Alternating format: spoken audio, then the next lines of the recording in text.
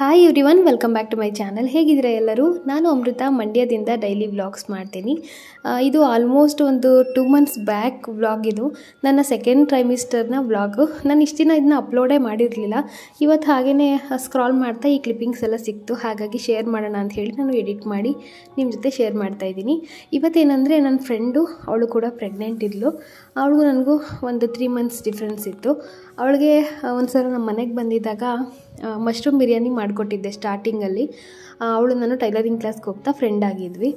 ಆಮೇಲೆ ಅವಳಿಗೆ ತುಂಬ ಇಷ್ಟ ಆಗಿದ್ದು ರೆಸಿಪಿ. ಹಾಗಾಗಿ ಮತ್ತೆ ಸೇಮ್ ನಾನು ಅವಳಿಗೆ ಅವತ್ತೇನು ಮಾಡಿದ್ದೆ ಅದೇ ರೆಸಿಪಿನ ಮಾಡಬೇಕಂತ ಹೇಳಿ ಅವಳಿಗೆ ಮಾಡಿಕೊಡ್ತಾಯಿದ್ದೀನಿ. ಇಲ್ಲಿ ಮಶ್ರೂಮ್ ಬಿರಿಯಾನಿ ಮಾಡ್ತಾಯಿದ್ದೀನಿ. ಜೊತೆಗೆ ಅವತ್ತಿನ ದಿನ ನಾನು ಆಲೂ ಕಬಾಬ್ ಮಾಡಿದ್ದೆ, ಬಟ್ ಇವತ್ತು ಬೇಬಿ ಕಾರ್ನ್ ಫ್ರೈನ ಮಾಡಿಕೊಡ್ತಾಯಿದ್ದೀನಿ. ಜೊತೆಗೆ ಹಾಲು ಖೀರ್ ಕೂಡ ಮಾಡಿದ್ದೆ. ಬಿರಿಯಾನಿ ಅಂತೂ ಸೂಪರಾಗಿತ್ತು. ನನಗೆ ಈಗ ನೆನೆಸ್ಕೊಂಡ್ರು ಬಾಯಲ್ಲಿ ನೀರು ಬರ್ತಾಯಿದೆ. ಈ ವ್ಲಾಗ್ ಎಡಿಟ್ ಮಾಡ್ತಾ ನನಗೂ ಕೂಡ ಬಾಯಲ್ಲಿ ತುಂಬ ನೀರು ಬರ್ತಾಯಿತ್ತು ಆ್ಯಂಡ್ ಕ್ರೇವಿಂಗ್ಸು ಮತ್ತೆ ತಿನ್ನಬೇಕಂತ ಅನ್ನಿಸ್ತಾ ಇತ್ತು. ಹಾಗೆಯೇ ಇದು ಕೂಡ ಚೆನ್ನಾಗಿತ್ತು. ಅವಳಿಗಂತೂ ತುಂಬಾ ಇಷ್ಟ ಆಯಿತು. ಸೊ ನಾನು ಕೂಡ ಕ್ಯಾರಿಂಗ್ ಇರೋದ್ರಿಂದ ಅವಳು ನನಗೆ ಸಣ್ಣ ಪುಟ್ಟ ಏನಾದರೂ ಬೆಳ್ಳುಳ್ಳಿ ಎಲ್ಲ ಬಿಡಿಸ್ಕೊಡ್ತಾ ಹಾಗೆ ಮಾತಾಡಿಕೊಂಡು ಕೂತಿದ್ವಿ. ಎಲ್ಲ ಏನು ಪ್ಲ್ಯಾನ್ಸು ಏನು ಎಲ್ಲ ಸುಮ್ಮನೆ ಹಾಗೆ ಮಾತಾಡಿಕೊಂಡು ಟೈಮ್ ಸ್ಪೆಂಡ್ ಮಾಡ್ತಾಯಿದ್ವಿ. ಅವತ್ತಿನ ಊಟ ಅಂತೂ ತುಂಬಾ ರುಚಿಯಾಗಿತ್ತು. ಅವಳಿಗೂ ಕೂಡ ಅದು ಇಷ್ಟ ಆಯಿತು.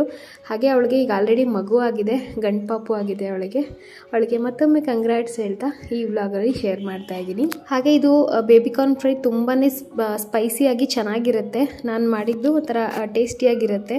ಇದನ್ನ ನಾನು ನೆಕ್ಸ್ಟ್ ಯಾವಾಗಾದರೂ ಈಗ ವ್ಲಾಗ್ ಮಾಡ್ತೀನಲ್ಲ ಆವಾಗ ಮಾಡಿದಾಗ ಶೇರ್ ಮಾಡ್ತೀನಿ. ಮಶ್ರೂಮ್ ಬಿರಿಯಾನಿ ಅಂತೂ ಸೂಪರಾಗಿತ್ತು. ಅವಳನ್ನ ಕೇಳಿದೆ, ಅವಳು ಚೆನ್ನಾಗಿದೆ ಅಂತ ಹೇಳಿದ್ಲು. ನನಗಂತೂ ತುಂಬಾ ಇಷ್ಟ ಆಯಿತು. ಇದಾಗಿತ್ತು ನಮ್ಮ ಅವತ್ತಿನ ಲಂಚ್. ಹಾಗೆ ಅವಳಿಗೆ ಮಶ್ರೂಮ್ ಬಿರಿಯಾನಿ ಇಷ್ಟ ಆಗಿದೆ ಅಂತ ಹೇಳಿ 1-2 ಸಲ ಹೋಟೆಲಲ್ಲಿ ತಿಂದೆ ಅಂತ ಹೇಳ್ತಿದ್ಲು. ಇಲ್ಲ, ನಾನೇ ಒಂದು ಸಲ ಮಾಡ್ಕೊಡ್ತೀನಿ ನಿಮಗೆ, ನಾನು ಮಾಡಿದ್ದು ನಿಂಗೆ ಇಷ್ಟ ಆಗಿತ್ತಲ್ಲ ಅಂತ ಹೇಳಿ ಅವಳಿಗೆ ಇನ್ವೈಟ್ ಮಾಡಿದ್ದೆ.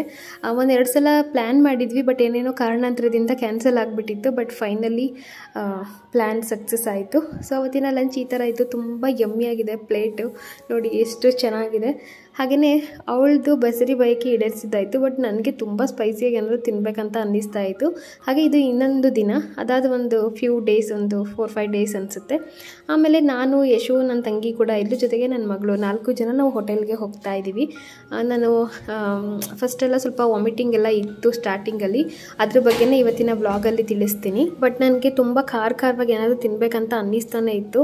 ಹಾಗಾಗಿ ನಾನು ಹೋಟೆಲ್ಗೆ ಹೋಗೋಣ, ತುಂಬ ದಿನ ಆಯಿತು ಹೋಟೆಲ್ಗೆ ಹೋಗಿ. ಮತ್ತು ಚಿಕನ್ ಕೂಡ ಬಿಟ್ಬಿಟ್ಟಿದ್ದೆ, ತಿಂತಾನೇ ಇರಲಿಲ್ಲ. ನಮ್ಮ ಮನೆಯವರು ಚಿಕನ್ ಮತ್ತು ನಾನ್ ವೆಜ್ ಏನೂ ಕೊಡ್ತಾನೆ ಇರಲಿಲ್ಲ ನನಗೆ ತಿನ್ನೋದಕ್ಕೆ. ಹಾಗಾಗಿ ನನಗೆ ಬೇಕು ಅಂತ ಹೇಳಿ ಹೋಗ್ತಾಯಿದ್ದೀನಿ. ಹಾಗೆ ಡಾಕ್ಟರ್ನ ಪರ್ಮಿಷನ್ ತೊಗೊಂಡೆ, ನಾನು ನಾನ್ ವೆಜ್ ತಿನ್ಬೋದಾ ಅಂತ ಕೇಳಿದ್ದಕ್ಕೆ ಅವರು ಏನು ತೊಂದರೆ ಇಲ್ಲ, ತಿನ್ಬೋದು ಅಂತ ಹೇಳಿದ್ರು. ಅಲ್ಲಿವರೆಗೂ ನನ್ನ ಹಸ್ಬೆಂಡ್ ನನಗೆ ಚಿಕನ್ ಮಟನ್ ಏನು ಕೊಡ್ತಾನೆ ಇರಲಿಲ್ಲ. ಆಮೇಲೆ ಸ್ವಲ್ಪ ಚಿಕನ್ ಹೀಟ್ ಅಲ್ವಾ, ಒಂದು 3-4 months ಆಗಲಿ ಅಂತ ಚಿಕನ್ ಕೂಡ ಅವಾಯ್ಡ್ ಮಾಡ್ತಿದ್ವಿ. ಜಸ್ಟ್ ಮಟನ್ ತಗೋತಿದ್ವಿ. ಬಟ್ ನಮಗೇನಾದರೆ ಸ್ವಲ್ಪ ಚಿಕನ್ ತಿಂದ್ರೇ ಏನೋ ಒಂಥರ ಚೆನ್ನಾಗಿರುತ್ತೆ ಮಟನ್ಗಿಂತ. ಹಾಗಾಗಿ ಇವತ್ತು ಸುಮಾರು ದಿನ ಆಯಿತು ನನಗೆ ಇವತ್ತು ನಾನ್ ವೆಜ್ ಬೇಕೇ ಬೇಕು ಅಂತ ಹೇಳಿ ಹೋಟೆಲ್ಗೆ ಕರ್ಕೊಂಬಂದೆ. ಸೊ ಕರ್ಕೊಂಡೋಗಿ ನನಗೆ ಕೊಡಿಸಿದ್ರು. ಏನು ತೊಗೊಂಡ್ವಿ ಅಂದರೆ ರೋಟಿ ಮತ್ತು ಯಾವುದೋ ಒಂದು ಕರಿ ತೊಗೊಂಡಿದ್ವಿ. ತುಂಬಾ ಸ್ಪೈಸಿಯಾಗಿ ಚೆನ್ನಾಗಿತ್ತು. ಹಾಗೆ ಚಿಲ್ಲಿ ಚಿಕನ್, ಸ್ಪೈಸಿ ಅಂದರೆ ಫಸ್ಟ್ ಚಿಲ್ಲಿ ಚಿಕನ್ ತಾನೇ ಬರೋದು. ಸೊ ಚಿಲ್ಲಿ ಚಿಕನ್ ಆರ್ಡರ್ ಮಾಡ್ಕೊಂಡಿದ್ವಿ. ಜೊತೆಗೆ ಬಿರಿಯಾನಿ, ರೋಟಿ, ಕರಿ ಇದಿಷ್ಟು ತೊಗೊಂಡಿದ್ವಿ. ಚೆನ್ನಾಗಿತ್ತು, ಯಮ್ಮಿಯಾಗಿತ್ತು. ಇದು ಹರ್ಷ ಬಿರಿಯಾನಿ ಕೆಫೆ. ಈಗ ರೀಸೆಂಟಾಗಿ ನಾನು ಇತ್ತೀಚೆಗೆ ಹೋಗಿದ್ದು ಒಂದು ವೀಡಿಯೋನ ಶೇರ್ ಮಾಡಿದ್ದೆ. ಇದು ಆಗಲೇ ಒಂದು 2 months ಬ್ಯಾಕ್ದು ಇದು ವೀಡಿಯೋ. ತುಂಬಾ ಯಮ್ಮಿಯಾಗಿತ್ತು. ನನಗಂತೂ ಈ ಥರ ಅಪರೂಪಕ್ಕೆ ತಿನ್ನೋದಕ್ಕೆ ತುಂಬಾ ಇಷ್ಟ ಆಗುತ್ತೆ. ನಾನು ಹೊರಗಡೆ ಫುಡ್ಡು ಆಲ್ಮೋಸ್ಟ್ ತಿನ್ನಲ್ಲ. ಯಾವಾಗಾದರೂ ಒಂದು ಸಲ ಹೀಗೆ ಹೋಗಿ ತಿನ್ನೋದಕ್ಕೆ ಇಷ್ಟ ಆಗುತ್ತೆ. ಹಾಗೆ ಅಂದರೆ ನಾನೇ ಮಾಡಿ ತಿಂದು ನನಗೂ ಬೋರ್ ಆಗಿಬಿಟ್ಟಿರುತ್ತೆ. ಅಪರೂಪಕ್ಕೆ ಹಿಂಗೆ ಯಾರಾದರೂ ಮಾಡಿಕೊಟ್ರೆ ಅಥವಾ ಹೋಟೆಲ್ಗೆ ಹೋದರೆ ನನಗೂ ಕೂಡ ಟೇಸ್ಟಿಯಾಗಿ ಚೆನ್ನಾಗಿದೆ ಅಂತ ಫೀಲ್ ಆಗುತ್ತೆ. ಈ ಕರಿ ಅಂತೂ ಯಾವುದೋ ಹೆಸರು ಮರ್ತೋಗಿದೆ ನನಗೆ, ತುಂಬಾ ಚೆನ್ನಾಗಿತ್ತು. ಮತ್ತು ನನಗೆ ಜಾಸ್ತಿ ಇಷ್ಟ ಆಗೋದು ರೋಟಿ ಕರಿ ಅಂತ. ಡಿಫ್ರೆಂಟಾಗಿ ಸ್ಪೈಸಿಯಾಗಿರೋ ಕರಿ ಮತ್ತು ಒಂದು ರೋಟಿ, ನಾನ್ ಆ ಥರ ಇದ್ಬಿಟ್ರೆ ತುಂಬಾ ಇಷ್ಟ ಆಗುತ್ತೆ. ಹಾಗೆ ಬಿರಿಯಾನಿ ಕೂಡ ತೊಗೊಂಡಿದ್ವಿ, ಅದು ಕೂಡ ಬಂತು. ಲಿರಿಷಾ ಅಂತೂ ಊಟ ಮಾಡೋದಕ್ಕೆ ತುಂಬಾ ಹಠ ಮಾಡ್ತಾಳೆ.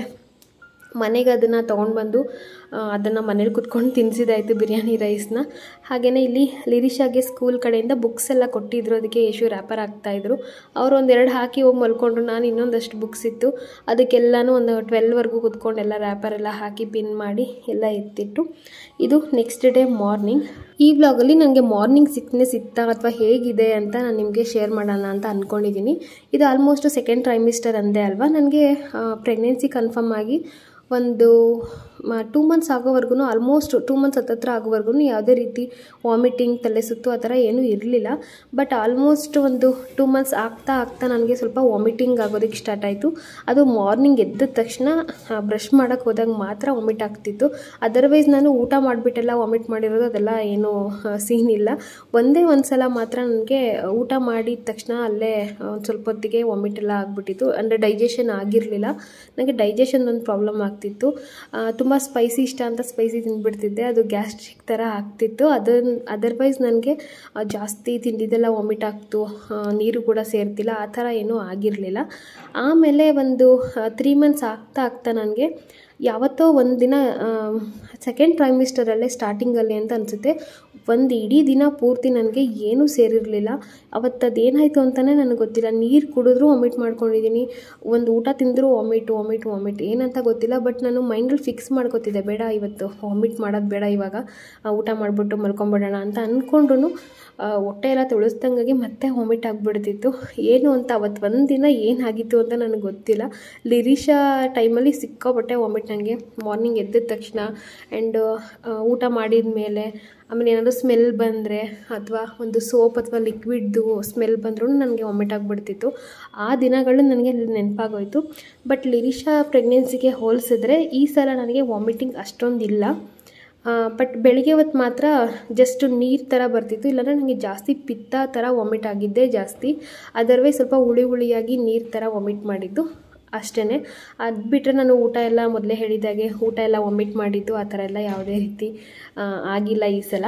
ಹಾಗೆ ತಲೆ ಸುತ್ತು ಅದೆಲ್ಲ ಏನು ಅಷ್ಟೊಂದು ಇರಲಿಲ್ಲ. ಎಲ್ಲೋ ಒಂದು ಸಲ, ಯಾವಾಗಲೋ ಒಂದು ಸಲ ತಲೆ ಸ್ವಲ್ಪ ಗಿರ್ರಂತ ಅನ್ನಿಸ್ತಿತ್ತು ಅಷ್ಟೇ. ಅದರ್ವೈಸ್ ತೀರಾ ತಲೆ ಸುತ್ತು ಆಗ್ತಾನೆ ಇಲ್ಲ ಅನ್ನೋ ಥರ ಏನೂ ಫೀಲ್ ಇರಲಿಲ್ಲ. ಇಷ್ಟ ನನ್ನ ಮಾರ್ನಿಂಗ್ ಸಿಕ್ನೆಸ್ ಯಾವ ಥರ ಇತ್ತು ಅಂತ. ಬಟ್ ಈ ಸಲ ಲಿರಿಷಾಗೆ ಹೋಲಿಸಿದ್ರೆ ಆಲ್ಮೋಸ್ಟ್ ಚೆನ್ನಾಗಿದ್ದೀನಿ. ನನಗೆ ಸೆಕೆಂಡ್ ಟ್ರೈಮಿಸ್ಟರ್ ಎಂಡಿಂಗ್ವರೆಗೂ ಸ್ವಲ್ಪ ಬೆಳಿಗ್ಗೆ ಹೊತ್ತು ಸ್ವಲ್ಪ ಒಕ್ಕರಿಕೆ ಬರೋ ಥರ ಅನ್ನಿಸ್ತಿತ್ತು. ಒಂದು ಸೆಕೆಂಡ್ ಟ್ರೈಮಿಸ್ಟರ್ ಲಾಸ್ಟಲ್ಲಿ ಇದ್ದೀನಿ, ಒಂದು 4.5 ಮಂತ್ಸ್. ಆ ಟೈಮಲ್ಲಿ ಬರೀ ವಾಮಿಟ್ ಬರೋ ಥರ ಅನ್ನಿಸ್ತಿತ್ತು ಅಷ್ಟೇ, ಬಟ್ ವಾಮಿಟೇ ಬರ್ತಿರ್ಲಿಲ್ಲ. ನನಗೆ ವಾಶ್ರೂಮ್ಗೆ ಹೋಗಿ ಒಂದು ಸುಸ್ತಾಗಿಬಿಡ್ತಿತ್ತು ಅಷ್ಟೇ, ಬಟ್ ವಾಮಿಟೇ ಮಾಡ್ತಿರ್ಲಿಲ್ಲ. ಆ ಥರ ಆಗ್ತಿತ್ತು ಸ್ವಲ್ಪ ದಿನ ಆದಮೇಲೆ. ಬಟ್ ಈಗ 3rd ಟ್ರೈಮಿಸ್ಟರಲ್ಲಿದ್ದೀನಿ. ಹಾಗೆಯೇ ಸೆಕೆಂಡ್ ಟ್ರೈಮಿಸ್ಟರ್ ಎಂಡಿಂಗಿಂದ ನನಗೆ ಆಲ್ಮೋಸ್ಟು ವಾಮಿಟಿಂಗ್ ಎಂಥದ್ದು ಇಲ್ಲ, ಏನೂ ಇಲ್ಲ, ಆರಾಮಾಗಿದ್ದೀನಿ. ಬೆಳಗ್ಗೆ ಬ್ರಷ್ ಮಾಡೋಕ್ಕೆ ಹೋದಾಗಲೂ ಅಷ್ಟೇ, ಯಾವಾಗಲೂ ಅಷ್ಟೇ ಈಗ ಆರಾಮಾಗಿ ಫೀಲ್ ಗುಡ್ ಅಂತ ಅನ್ನಿಸ್ತಿದೆ. ಹಾಗೆ ಇದು ಅವತ್ತಿನ ಮಾರ್ನಿಂಗ್ ಡೈಲಿ ನಾನು ಜೀರಾ ವಾಟರ್ ಕುಡಿತೀನಲ್ವ, ಸೊ ಅದನ್ನು ಕೂಡ ಶೇರ್ ಮಾಡಿದೆ. ಜೊತೆಗೆ ಇದು ನನ್ನ ಫ್ರೆಂಡ್ ಬಂದಿದ್ಲು ನಮ್ಮ ಮನೆಗೆ, ನನ್ನ ಕ್ಲೋಸ್ ಫ್ರೆಂಡು. ಸೊ ಅವಳು ಟೊಮೆಟೊ ಗೊಜ್ಜು ಚೆನ್ನಾಗಿ ಮಾಡ್ತಾಳೆ. ಪಾಪ ಅವಳು ಬಂದು ಬೆಳಿಗ್ಗೆ ಬೆಂಗಳೂರಿಂದ ಬಂದಿದ್ದು, ಬಂದು ನನಗೆ ಟೊಮೆಟೊ ಗೊಜ್ಜು ಮಾಡಿಕೊಟ್ಬಿಟ್ಟು ಅವಳು ಮಾಮೂಲಿ ಊಟ ಎಲ್ಲ ಮಾಡಿಕೊಂಡು ಅವತ್ತಿನ ದಿನವೇ ಹೊರಟ್ಬಿಟ್ಲು ಊರಿಗೆ. ಅಂದರೆ ಅವ್ರ ಅಮ್ಮನ ಮನೆಗೆ ಮಂಡ್ಯಕ್ಕೆ ಬಂದಿದ್ಲು, ಅಲ್ಲಿಗೆ ಹೋದ್ಲು. ಅದೇ ಟೊಮೆಟೊ ಗೊಜ್ಜು ನಾನು ಹಾಗೆ ಇಟ್ಕೊಂಡಿದ್ದೆ ಬಿಸಿ ಮಾಡಿ. ಮಾರನೇ ದಿನಕ್ಕೆ ರವೆ ರೊಟ್ಟಿ ಮಾಡಿಬಿಟ್ಟು ಅದನ್ನು ಹಾಕ್ಕೊಂಡು ತಿಂತಾಯಿದ್ದೀನಿ. ನನಗಂತೂ ಟೊಮೆಟೊ ಗೊಜ್ಜು ಈ ಥರ ಸ್ಪೈಸಿಯಾಗಿ ಮಾಡೋಕ್ಕೆ ಹೇಳಿದೆ ಅವಳಿಗೆ. ಸ್ವಲ್ಪ ಖಾರದ ಪುಡಿ ಮತ್ತು ಮೆಣಸಿನ್ಕಾಯಿ ಎಲ್ಲ ಹಾಕಿ ಜಾಸ್ತಿ ಚೆನ್ನಾಗಿ ಸ್ಪೈಸಿಯಾಗಿ ಮಾಡಿದ್ಲು. ಇದು ನೆಕ್ಸ್ಟ್ ಡೇ ನಾನು ರವೆ ರೊಟ್ಟಿ ಜೊತೆ ಕಾಂಬಿನೇಷನ್ ಆಗಿ ತಿಂತಾಯಿದ್ದೀನಿ. ಅದು ತುಂಬ ಚೆನ್ನಾಗಿತ್ತು. ಹಾಗೆ ಲಿರಿಷಾಗೆ ಸ್ನ್ಯಾಕ್ಸ್ ಬಾಕ್ಸ್ಗೆ ಅಂತ ನಾನು ಕಡಲೆಕಾಳು ಉಸ್ಲಿ ಮಾಡ್ಕೊಂಡಿದ್ದೆ. ಕಡಲೆಕಾಳು ಉಸ್ಲಿ, ರವೆ ರೊಟ್ಟಿ, ಟೊಮೆಟೊ ಗೊಜ್ಜು ಅವತ್ತಿನ ಬ್ರೇಕ್ಫಾಸ್ಟ್ ಈ ಥರ ಇತ್ತು. ಹಾಗೆ ಪ್ರೆಗ್ನೆನ್ಸಿಲಿ ಸುಸ್ತು ಇದೆಲ್ಲ ಇರುತ್ತೆ ಅಲ್ವಾ, ನನಗೆ ಇದರಲ್ಲಿ ಅಷ್ಟೊಂದೇನು ಇರಲಿಲ್ಲ. ಲಿರಿಷಾ ಅದರಲ್ಲಿ ಸ್ವಲ್ಪ ಜಾಸ್ತಿನೇ ಇದೆಲ್ಲ ಇತ್ತು. ಮಾರ್ನಿಂಗ್ ಸಿಕ್ನೆಸ್, ವಾಮಿಟಿಂಗ್, ತಲೆ ಸುತ್ತು ಮತ್ತು ಜಾಸ್ತಿ ವಾಮಿಟಿಂಗ್, ಮತ್ತು ವಾಮಿಟ್ ಆದಮೇಲೆ ಆಲ್ಮೋಸ್ಟ್ ಸುಸ್ತಾಗೇ ಆಗುತ್ತೆ. ಸೊ ಆ ಥರ ಇತ್ತು ಅಷ್ಟೇ. ಅದರ್ವೈಸ್ ನನಗೆ ಯಾವುದೇ ರೀತಿ ಅಷ್ಟೊಂದು ಪ್ರಾಬ್ಲಮ್ ಇಲ್ಲ ಈ ಸಲ. ಹಾಗೆ ಇದು ನನ್ನ ತಂಗಿದು ಸ್ಯಾರಿ. ಇದನ್ನ ನಾವು ಇನ್ಸ್ಟಾಗ್ರಾಮ್ ಪೇಜ್ ಇದೆ ಒಂದು, ಸ್ಯಾರೀಸ್ ಬೈ ವರಾಹಿ ಅಂತ. ಅಲ್ಲಿಂದ ತರಿಸ್ಕೊಂಡಿದ್ವಿ. ಇದನ್ನ ನೀವು ರಾಘವೇಂದ್ರ ಸ್ವಾಮಿ ಪೂಜೆದು ವ್ಲಾಗ್ ಹಾಕಿದ್ದೀನಿ ನಾನು.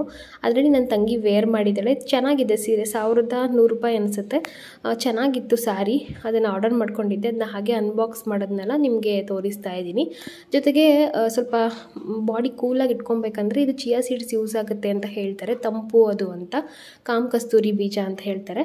ಅದನ್ನು ನಾನಿವತ್ತು ಶರ್ಬತ್ ಮಾಡ್ಕೊಳ್ತಾ ಇದ್ದೀನಿ. ಸೇಮ್ ಶರ್ಬತ್ ಹೇಗೆ ಮಾಡ್ತೀವಿ ನಿಂಬೆಹಣ್ಣಿಂದು ಅದೇ ಥರ ಮಾಡ್ಕೊಳ್ಳೋದು. ಜೊತೆಗೆ ಇದನ್ನು ನೀರಲ್ಲಿ ನೆನೆಸಿ ಒಂದು 1/4 ಗಂಟೆ ನೆನೆಸಿದ್ರೆ ಸಾಕು, ಚೆನ್ನಾಗಿ ಅಳ್ಕೊಂಬಿಡುತ್ತೆ ಅದು. ಅದನ್ನು ಹಾಕ್ಕೊಂಡು ಮಿಕ್ಸ್ ಮಾಡ್ಕೊಂಡು ಕುಡಿಯೋದಷ್ಟೇ. ಇಲ್ಲಿ ಸಕ್ಕರೆ, ಸ್ವಲ್ಪ ನೀರು, ಆಮೇಲೆ ಏಲಕ್ಕಿ ಪುಡಿ, ಜೊತೆಗೆ ಇದೊಂದು ನಿಂಬೆಹಣ್ಣು ಒಂದು ಅರ್ಧ ಹಿಂಡ್ಕೊಂಡಿದ್ದೀನಿ. ಜೊತೆಗೆ ಚಿಯಾ ಸೀಡ್ಸ್ ಹಾಕ್ಕೊಂಡು ಮಿಕ್ಸ್ ಮಾಡಿದ್ರೆ ಶರ್ಬತ್ ರೆಡಿಯಾಗುತ್ತೆ. ಇದಾಗಿತ್ತು. ಮತ್ತು ಸ್ವಲ್ಪ ಹಣ್ಣು ತರಕಾರಿ ಈ ಥರ ಎಲ್ಲ ಸ್ವಲ್ಪ ಜಾಸ್ತಿ ತಿನ್ನೋದಕ್ಕೆ ಟ್ರೈ ಮಾಡ್ತಿದ್ದೀನಿ.